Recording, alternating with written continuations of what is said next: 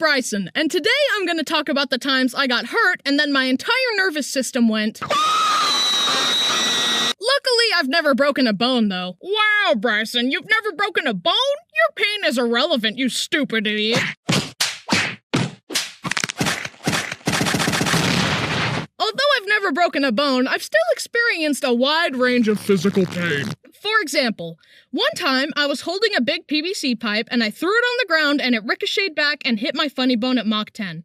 It felt like an electrical fire on my arm. I hereby vote for the removal of funny bones from the human body because all it causes is pain. On second thought, why not remove all bones? Can't break what isn't there. Another time, I fell down face first while snowboarding and I scorpioned so hard that the bottom of my snowboard hit the back of my head. See that? Your back isn't supposed to do that. That causes a lot of ouchy feelings. Oh, my back! Now let's move on to the big ones. The ones that reminded me of my mortality. The ones where life went, this kid has had it too good for too long. Time to remind him who's in charge.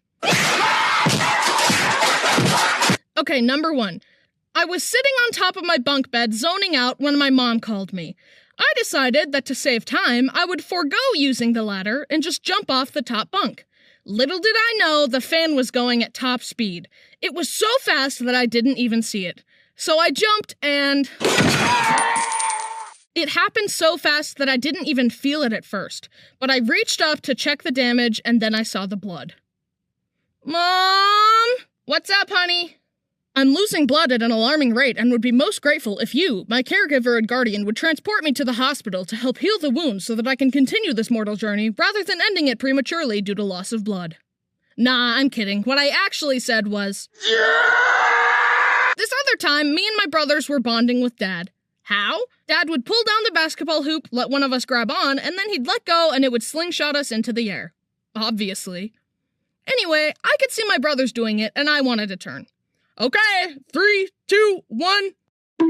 My head slammed into the basketball rim, and that's naturally where my memory stops. My parents say that it scalped me a little bit and that I have a little bald spot. However, I have so much hair that neither I nor my parents have ever been able to find this so-called bald spot.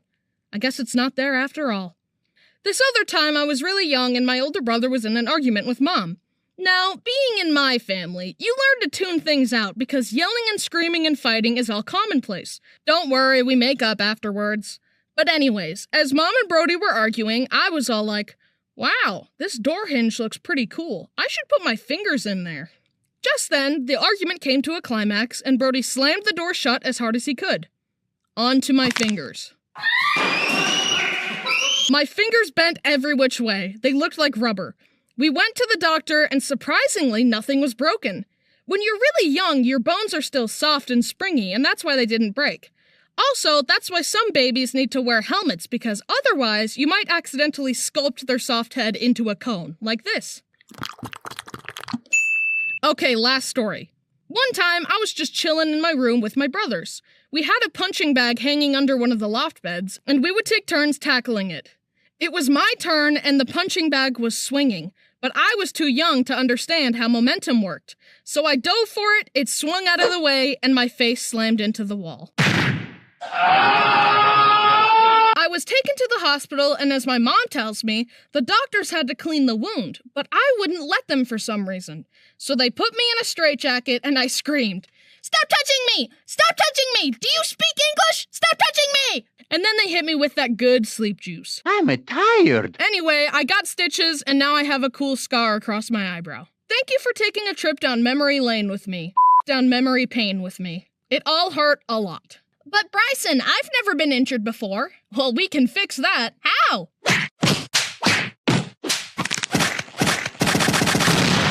Wow, getting hurt really sucks. But you know what doesn't suck?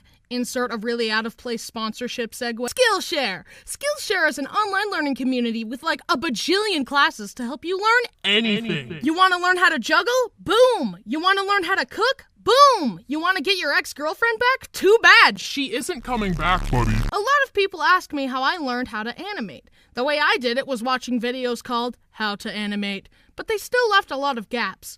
But guess what? There are tons of comprehensive classes on Skillshare that can teach you every step of the animation process. A beginner class I recommend is Animation for Illustration, adding movement to illustrations. This is a great place to start and then expand your animation skills from. Using it will make your brain bigger and you will acquire more skills. Knowledge is power, and it's time for you to power up. Still not sold? Then give it a try for free.